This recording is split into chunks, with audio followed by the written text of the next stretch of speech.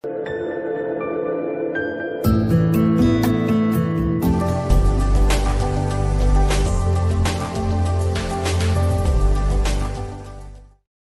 สังนี่สมนิปทุมเฟบรุยนี่ขัดทัดทาร์กันเล่าจงกายตากันวิดีโอเทียร์ตูเล่ไงทัดตูจงเตเฟบรุยท่าลิมตักเล่ดัมตักะอินมันไทยนตูรินดูสักนัดจุบัยกันบุกเช่าอาเจ้าโคเวล่าดิโมคราซีรัมเลียนเบอร์เบอร์ตัดจวนอินลุงรัลตกะเกอันเป็นเฮาเจลไทยนตูรินมาอันละโชเมกเจล่าดิโมคราซีรัมสังเต็นมาลักนะอันในเมกฮีเฮกันเจนพลาเน็ตกันโคเวล่ารัมเลียนเบอร์China dau dal tura in buat saina ani dau ber ani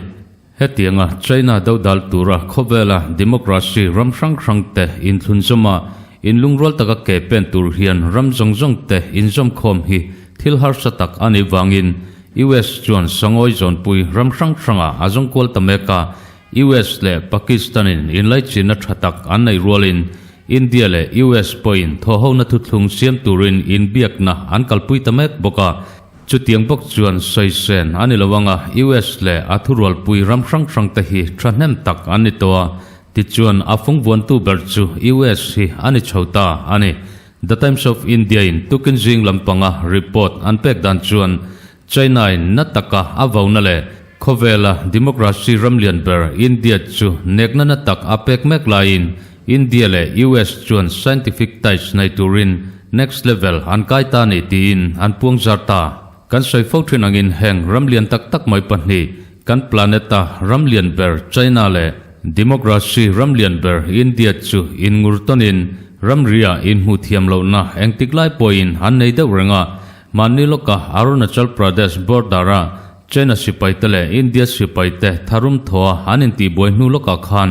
Ladakh le chhehvelah China People Liberation Army tele Indian Army te Inkara Fresh class tharum thoa inti boina thar chu chuak le mai thai din huna kanding ta ane hun kalta lama toite hanlet lok taila kumtam tak kalto tang khan khowela economy lama ramro puiber US le India hian tho ho na thatak khi an nei hlei theilowa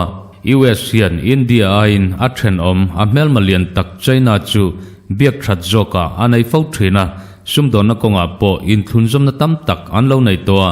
athai chinchina India hi hrek atumem mi ti mai turin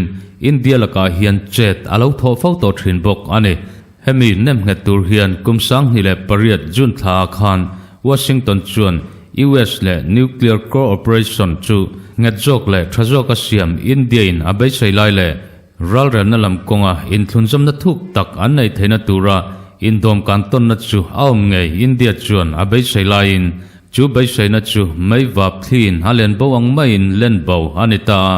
Washington DC district court chuan India mi sumdong hausatak mai technology lampanga sumdon na lotling taka kalpuitu South Carolina te Singapore te Bangalore te le khovel ramdanga te injar pharmek parthasarathi sudarshan chu thasom thum panga zat mai tang turin achung thu arel saka hei hi achan chu India in Ralthuam chi sang athuam changklun na konga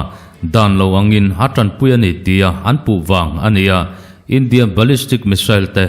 space launch vehicles te fighter jet thajok India in asiam chua thaina turin microprocessor chaktak mai chu Indian hena hian dan lo angin athon lutani tin anpua fighter jet thajok India in siam chua atum na hi arai to hlea kumsang hi pariata khan Tejas fighter siam chok tur hian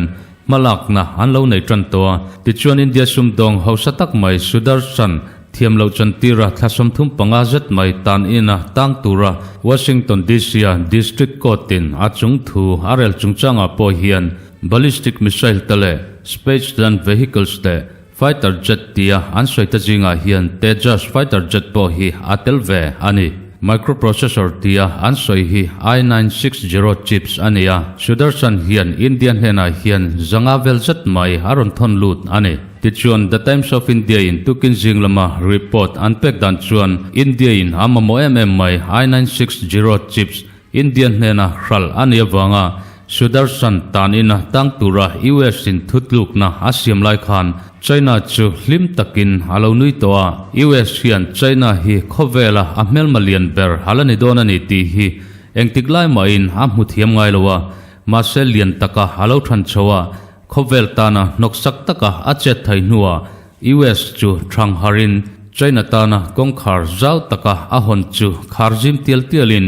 India tan kong ahong zau ta tial tiala Washington har chu hun hi atlai tolu tuka wangin China hi khovel tan noksak takin acheta US in sumdon na konga te abik takin Ralthuam lama rampan hi big te inrem na le thawhdunna bilateral ties anai pui hun lai khan China chu chak takin athang chawa chu US tan mitmim lian taka atang ta ni mase he thilpoi takmai Washington in hati tak hi nore ani theina turin chhehvelah democracy ramlian ber India generation thartan hena US chuan kongjau takin ahon sakta India top official tele US top official te in biak na chu kalpui haloni to boka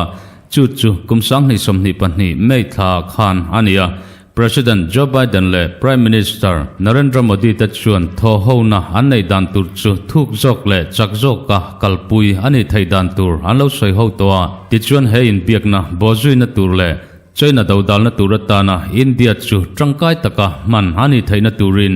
US chuan in biak na akalpui chunjom ta zela voin hian he in ram na thuthlung hi ti hlotlin hani theina turin Indian strategic and scientific head tele US head yanglama mopurna sang taknai top official tanen Washington DC step thar anzo dun turchu soi ho turin meeting hanai donta ani khovelin missile lom ta zinga asoi ICBM tia ansoi trin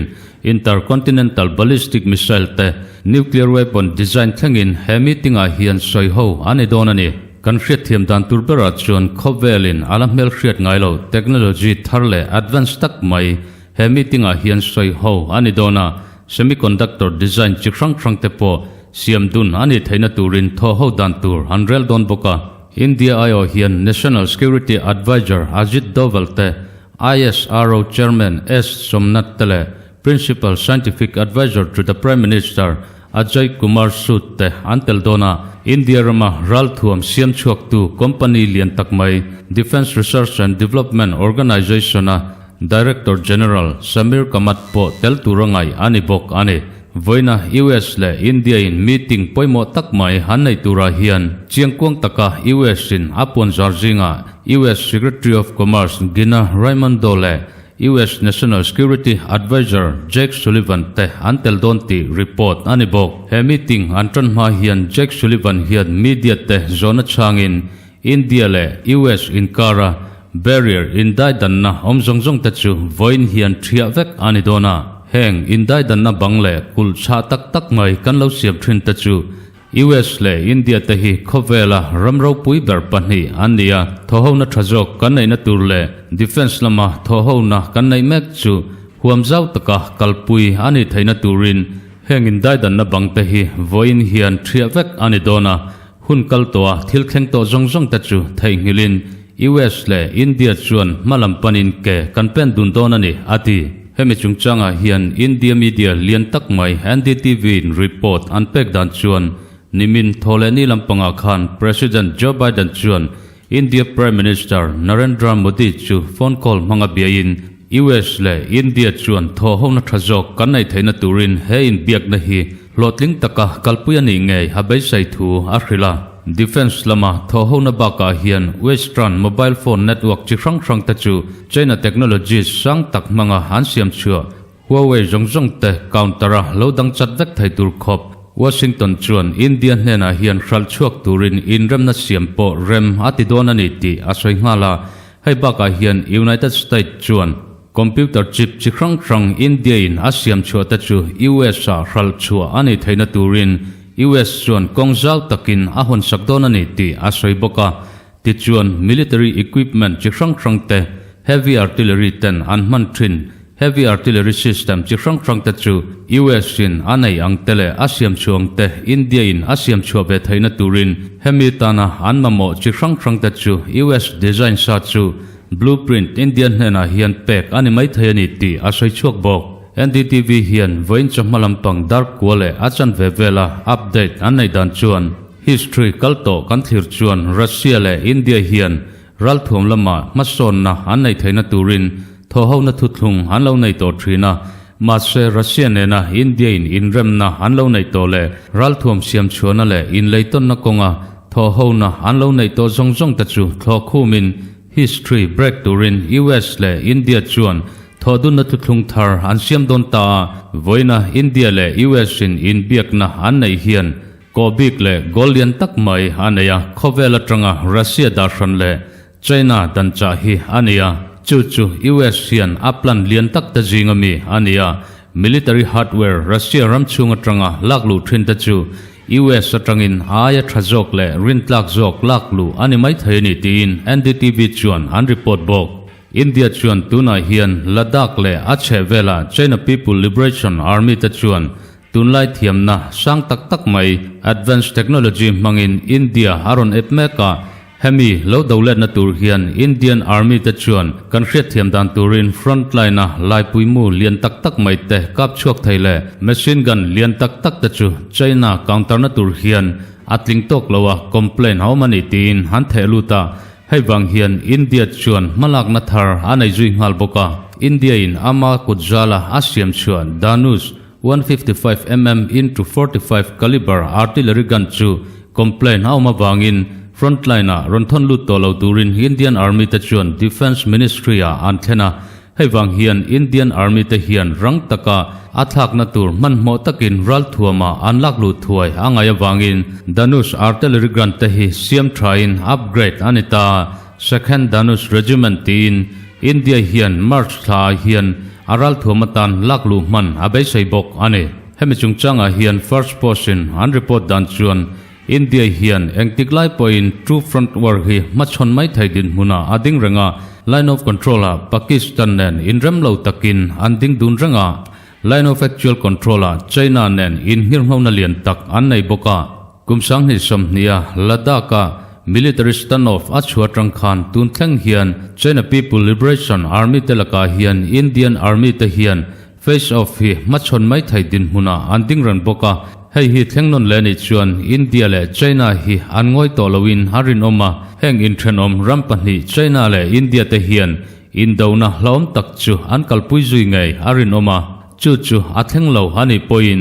bordara line of actual controller in kanarap thak takero chu thengai ngai tura an ngai bok ane Times Now in voin lama report unpack dan chuan Indian Army Chief General Manoj Pandey chuan ramria indona achhuakemo engthilpo lo thlengdon sela chumi machan tur chuan Indian Army te chuan inbuat saina kan kalpui meka line of control lama Pakistan le India inkara boina achhuapo machon thaiturin Indian Army te chu buat sai animeka line of actual controller China in harsatna aron siamani point chumi lo dangchata lo counter tur chuan Indian Army te hi in ready sign anom rangani ati Times Now le The Times of India te hian report unpack dan chuan Ladakh le chhehvelah China le Indian Army te inkara boruak thalo tak mai aumeka helai huna ani nepna hi a boruak asang tiela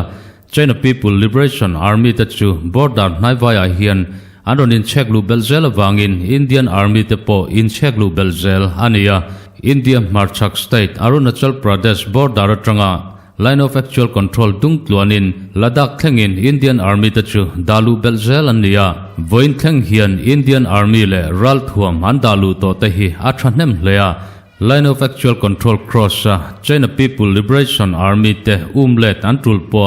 chachok ngal turin Indian Air Force tachu inral ring sa rangin le base le chhehvelah te Northern Ladakh Daulat Bek Oldia te in kulin inral ringin anom ranga China People Liberation Army te po anmani ebzong hian line of actual control atanga lalau taka sipai te anom na tur le Ralthuam anda khom na muntur infrastructure inlian tak mai tachu tamtak ron sakbel anitoni ti an report bok The Times of India hian Indian military te hian Major Bush an ngaya chu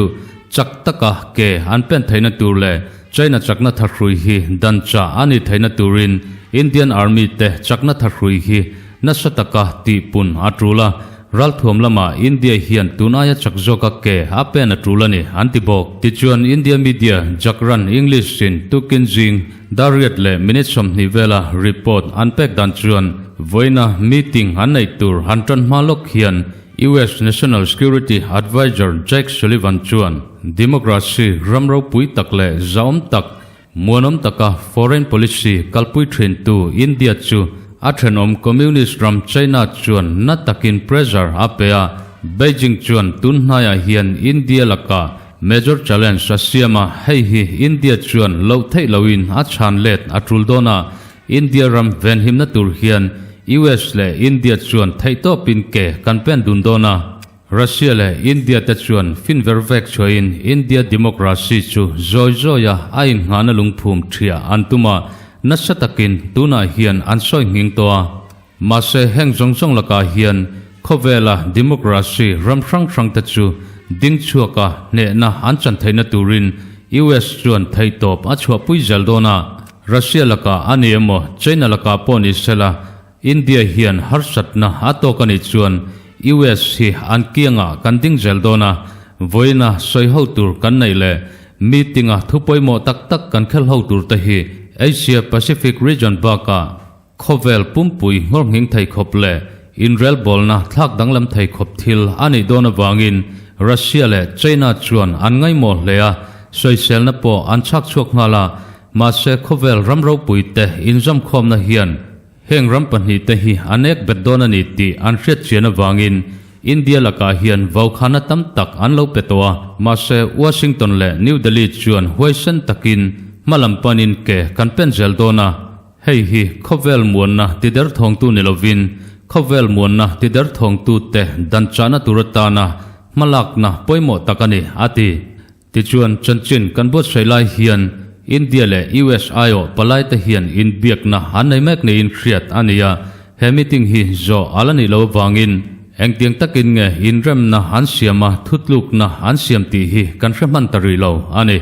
ole khati jong kha tuntumata na chanchin thar kan bot sai theite nile phot sala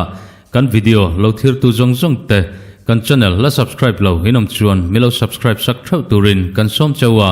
ti chuan lowinen kol thaula rainbow Mizo Channel a hian chanchin thar danglen dam takin kanin tongle thau donia